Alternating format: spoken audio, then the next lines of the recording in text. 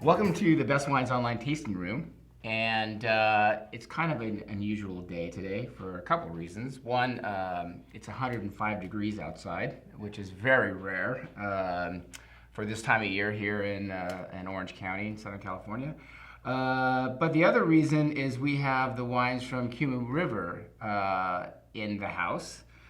We have Paul Brajkovich. Thank you very much for coming. You're welcome. And I can't think of a better day than to have one of the world's greatest Chardonnays to be drinking right now, because it's hot outside. I mean, not just kind of hot, very hot. So anyways, again, welcome, Paul. Thank you. So New Zealand, Chardonnay. Well, Chardonnay has been something that we've specialised in for quite a while. We could say that the business was started by my father in 1944 when he bought the property with his parents, where we are now, which included a vineyard. But he ran a vineyard, through the 50s and 60s, which was basically making a lot of fortified wines, which really was the market in New Zealand then. And but he made his first Chardonnay in 1966, I think it was. Okay. And he was always more interested in drinking dry style wines. So he always made some dry style wines, which he drank himself, and also had a reasonably good customer base for. But it was when my brother Michael, who showed interest in becoming a winemaker and went to Roseworthy College, that we started to look at planting different varieties and looking at making something a bit more dry and a bit more universally saleable, if you like. So we planted Cabernet Franc, Sauvignon Blanc, some Merlot, Chardonnay obviously, some Cabernet Sauvignon, and basically just kept the ones that worked well. We discarded Cabernet quite early on because we just could not get it consistently right. The Sauvignon Blanc was pretty good, but the real star was Chardonnay, and right from the first vintage of 84, 85 with the new regime, if you like, the Chardonnays really did shine through. And since then we've just planted more Chardonnay, and it prompted my brother to say, well, we didn't choose Chardonnay, Chardonnay chose us. My brother Michael was very interested in classic white Burgundy, and thought that with our climate, which is, even though we're quite far north, our climate is still cool, and the reason why we had to discard Cabernet is because we couldn't get it ripe enough, because we're just not warm enough. Okay. And where we are located in northwest of Auckland, we're only 30 minutes from either coastline, so that really does moderate the climate quite a lot. A hot day where we are is nothing like we've got today. For us, it's about 25, 26 degrees Celsius, and we may hit 30 occasionally. Okay. And then in the winter, we get frost, but we don't get snow. And a cold day is going to be 8 or 9 degrees Celsius. But for us, and the clay soils, it just seems to suit the Chardonnay very, very well. And stylistically, we're looking for something of balance and texture, and the wines always have this lovely, refreshing acidity to them, which I think is very much a hallmark of the area. you have a unique trellising system. Why did you adopt this?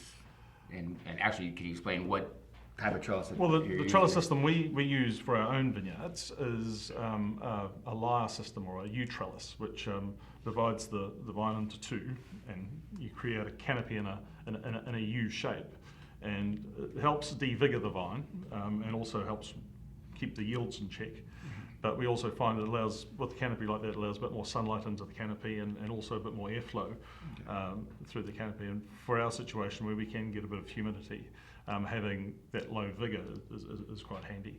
And also just having the canopy quite open, the bunches quite open to allow good breeze through is beneficial also. So for us, that's worked very, very well. The growers that we have in the area, they tend to plant them narrower rows and more standard trellising, but both seem to work well. But for us, if we plant any more vineyards, it's always on this U-trellis. Okay. I mean, innovators, obviously. You're one of the first to barrel ferment. Yeah, one of the first in the mid-80s. It was there are a few others in New Zealand that were doing barrel fermentation, but typically then fermentation was taking place in tanks and then being transferred to barrel. The first barrel fermentation at Kumeu River was 1985, and the Chardonnays have been barrel fermented ever since. Okay. And the other interesting aspect, not only were they barrel fermented, but from the 86 vintage to today, all the wines have been wild yeast fermented as well. So essentially everything's hand harvested, whole bunch pressed, fermented in barrel, well, from the estate Chardonnay upwards. They go through the primary fermentations in barrel, they go through their malolactic fermentations in barrel, and then we leave them on lees for approximately 12 months, and they're taken out just before the next harvest, so the barrels are free for the next vintage. So the oak regime we use is typically around between 20 and 30% new barrels, and the rest are older barrels.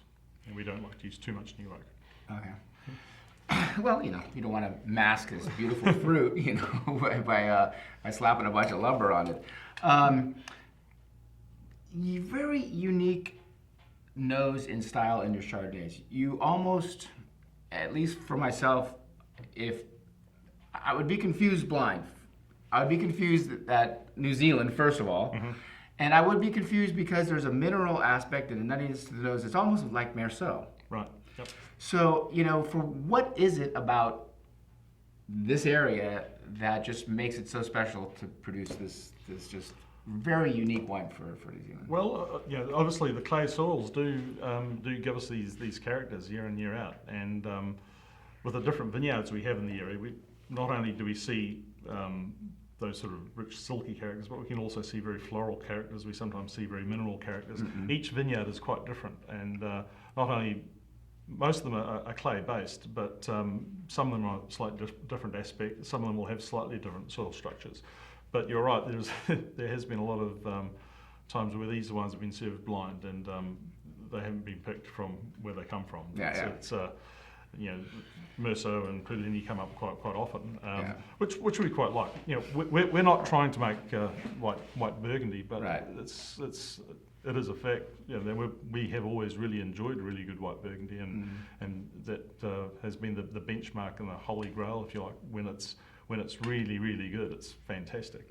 And that balance and texture and refreshment factor from the crisp acidities that you get in those wines is what makes them so appealing. And that's what we're looking to get in these wines. There has to be a balance. There has to be that texture, length of flavour, but ultimately that refreshment factor as well, that crisp acidity. Anyway, we love the wines. We're huge supporters. Thank you very much. Thanks for coming and visiting us here on such a hot day. There's nothing better than these wines than today, but there's nothing better than these wines any day. So thank you very much. And you're welcome. Thank you. And keep up the good work.